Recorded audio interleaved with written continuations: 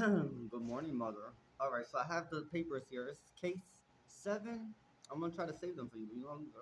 7.22/C as in cat, V as in Victor 04213 KMK. Document 44 filed at July 26, 2023. So that was a couple of months ago. This is page 1 out of 16. The United States District Southern the United States District Court Southern District of New York. David Gibbon filed in the above the full name of each plaintiff or petitioner. Case number 22 CV 4213. I'm not doing this to sound important, but how do you need information? Because those people want to sound important. KMK against Mount Vernon Montefiore Executive Director, which is you. ETC AL. Declaration requesting to act review exhibit showing defendant's title and add proper defendants.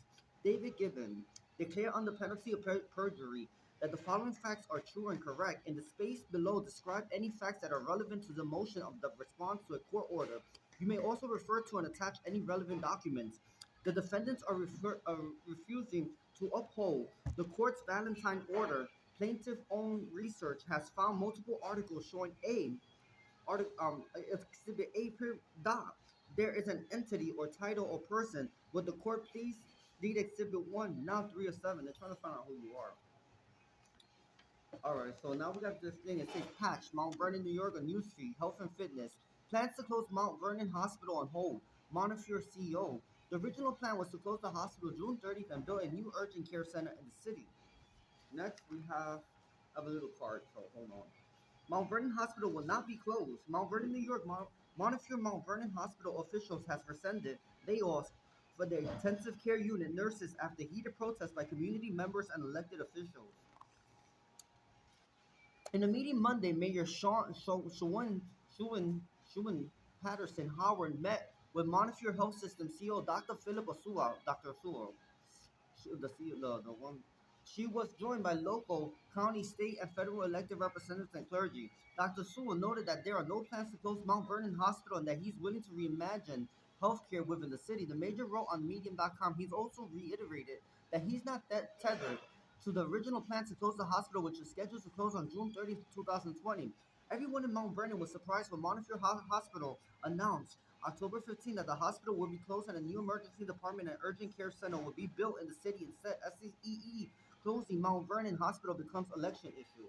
Next page, Mom, is the city has the third highest number of COVID-19 cases in Westchester County as of July 14. A recent protest about layoffs brought together Representative Elliot Engel and his opponent, who held the commanding lead in the person votes in the June 23 primary, Jamal Bauman. It also included nurses, community members, and elected officials, including State Senator Alessandra Biaggi, State Senator Jamal T. Bailey, State Assembly Member J. Gary Pertlow, Mayor Mount Vernon Sean Pedersen, Howard Mount Vernon City Council President Lisa A. Copeland, Greater Centennial Reverend Dr. Stephen W. Pogue, POGUE, Reverend Lyndon Williams, and members of the Coalition to Save and Transform Mount Vernon Hospital. The COVID-19 pandemic has increasingly devastated communities of color. Laying off nurses and closing down the intensive care units at this time isn't just a budget cut, it's a death sentence, said Bauman. Then here we got Industrial Development Agency, Mount Vernon meetings on tap, Mount Vernon, volunteer opportunities. Then we go to the next page, and then here there's nothing. As nurses strike hospital, exhibit 2. This is the evidence number 2, Mom. As nurses strike hospital CEOs pocket millions. As nurses from the two, I found this in Times Square this morning, like at 5:30 in the morning, on top of a brick, those birthday things. And this is such a coincidence. As nurses strike hospital, CEO pockets millions. As nurses from two New York hospitals fight for better treatment, the executive in charge have been boosting their own pay and slashing charity care. Nurses staged a strike in front of Mount Sinai Hospital on Monday. Mount down, I wanted Mount. Give me Mount Sinai Hospital. I'm not sure.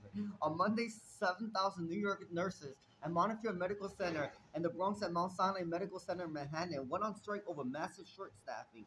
While a Montefiore spokeswoman said the union leadership decision will speak fear in the public and in Mount Sinai, Representatives called the strike reckless. The hospital have understaffed while boosting executive pay and slashing charity care. Nurses have faced extreme staff shortages since the COVID-19 pandemic began, with nurses in the emergency departments in New York City sometimes handling 20 patients at a time.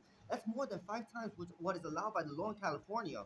The only state with nurse to patient ratios enshrined in law, such short staffing say nurses translate into poorer care for hospital patients. We're not out here for ourselves, we're out here for our patients, said Matt Allen, a union member leader, Mount Sinai, at press conference Monday. Our bosses created the understaffing crisis. New York State Nurses Association President Nancy Haggins told Political. Hospitals received 175 billion in COVID-related aid during the pandemic, hoping to boost profit margins. But little that money trickled down to employees. At the end of September 2022, Montefiore was sitting on 1.3 billion in cash and investments, while I need a new house. While Mount Sinai had 2.6 billion at the end of 2020. The nurses' union contracts with the hospitals expire at the end of the year. Labor negotiations for a new contract broke down due to ongoing staffing crisis in the hospitals, as well as over demands for language mandating that minimum staffing levels are actually enforced. Left out, all the corporate media's current coverage of the strike is the enormous profits and hefty executive compensation packages enjoyed by the hospitals in question. While Montefiore and Mount Sinai are technically nonprofits, they frequently act like large corporations with massive investments on Wall Street and overseas and providers sidelined from essential care decision making. Montefiore reported 199 million and invested in limited partnerships like hedge funds and private equity in 2020, according to a tax filing review by the Lever. Mount Sinai reported 68 million in investments in Central America and the Caribbean. Typically, investments in this region are in tax shelters like the Cayman Islands. I tell you, that's my trust. These non-profit hospitals are also both huge Exodus or the Switzerland you can put on account. Also, both huge executive salaries. Mount Sinai CEO Kenneth Davis made 5.6 billion in 2019, the last year for which complete tax records are available. Montefiore CEO Philip Osua made 7.4 million in 2020. Oh, well, Montefiore disclosed providing unnamed executive chauffeur and first class airfare in 2020. Oh well. In filing with the IRS, Mount Sinai disclosed that 15 executives are made more than 1 million annually in 2019. Montefiore disclosed 10 in 2020, with all making more than 1.5 million. The 2017 Trump tax law mandated 25% excise tax on all nonprofit compensation, or 1 million annually, paid by the nonprofit themselves, which meant that these outside salaries come with significant tax expenses, taking away essential resources from patient care. In 2010, Montefiore paid 4 million to its then CEO, meaning that the CEO of Montefiore has received an annualized increase in compensation of 8.5% from 2010 to 2020. Mount Sinai CEO Kenneth Davis made just 2.6 million in 2010. Just anyone can make that too, meaning that he received annualized raises of 12.8% from 2010 to 2019. In comparison, the wage increases the most nurses in the city have agreed is to 7%, 6%, and 5% for 3 years of the new contract. That's reasonable. Meanwhile, Mount Sinai's allocation to charity care as a percentage of its total expenses created by nearly 50%. You know what happens with the nurses? That these people go through crazy, they make them cry in school, and their job is not that complicated. Like, it's like medical assistant. And then this is why they keep fighting for this thing, because the how intense the nursing courses were. They need to calm down in the universities and school with that. Allowed to charity care as a percentage of its total expenses created by nearly 50% from 2010 until 2020, dropping from nearly 2% of total expenses to just over 1% according to tax filings. Charity care providers fee or discounted care to those in poverty, a key justification for the massive tax breaks. I'll upload this private on YouTube, no one's gonna see it. Tax breaks, nonprofit hospitals receive Montefiore saw a less start, but still jarring 23% decline in the charity care spending as a percentage of expenses from 2010 until 2020, from 1.4% to just over 1%. Montefiore's generosity towards its executives and stinginess with charity care is ironic in light to the fact that it depends on more on public dollars from Medicare and Medicare than the average hospital, due to it being located in one of the poorest urban counties in America, the Bronx. For the 9 months ending in September 2020, more than two-thirds of the system's revenue came from Medicare and Medicare, as opposed to the one-third for the average hospital. Mount Sinai earns a similar portion of its revenue from government programs because of systematic, ongoing poverty in New York City. On Sunday, Democratic New York Governor Katie Hochul called for labor and management to enter binding arbitration Rather than backing the nurses, the New York State Nurse Association stated in a press release that Hochul should listen to frontline COVID nurse heroes and respect our federally protected living, and that's why I like her, and bargaining rights. To file an opening for Chief Judge of New York State Court of Appeals, the state's highest court. I know she's a good lady. Hochul is currently seeking to install Hector LaSalle, who has backed rulings allowing bosses to sue union leaders. New York State Attorney General Letitia James, a rival of Hochul's, will explore this lady again. A primary challenge. This is what's going on to the governor in 2020 joined nurses on the picket line at Mount Sinai in Manhattan on Monday. Some reports have indicated the placement of nurses are being offered as much as $9,800 per week to work at the hospital during the story. That's bad. What was the point of this? I got the case on them. Highlighted, it clearly says CEO now. Please see Montefiore Health System CEO Philip Osula clearly states Mount Vernon Montefiore will not close showing. This is the handwriting. This showing he is Cooperation Executive Officer. Cooperation Executive.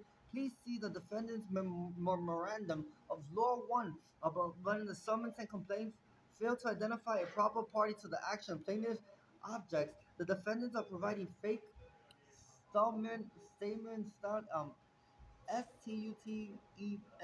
STUTEMENT, and plaintiffs would like to produce this trail. Please, one most recent article, Exhibit A, again, it clearly states Dr. Philip Osula as Montefiore Executive Officer, and it shows there is an entity, title, or person. Would the courts please accept the declaration and make the defendant's answer? 7/26/2003, David Gibbon, 4881 DE Rembrandt, REMB Avenue, 347-904-6184, Bronx, New York, 10464. I'll send you a link to this paper. And then here we got State of New York Declaration of Service of 1746, County of the Bronx. I, David Gibson Owen, under penalty of perjury, I dry, true, and executive copies on the names and addresses before um per personal service. Court clerk D. He needs to learn. Have 500 Pearl Street. Court is under the court clerk of DNY 500 Pearl Street, New York 10001. Malloway Turks, 600 Third Avenue, New York. Mallowy, Mallouy, Mallowy or WY. Receipt ECF, New York 670. Or return to me. I'll save this paper. And notary unavailable.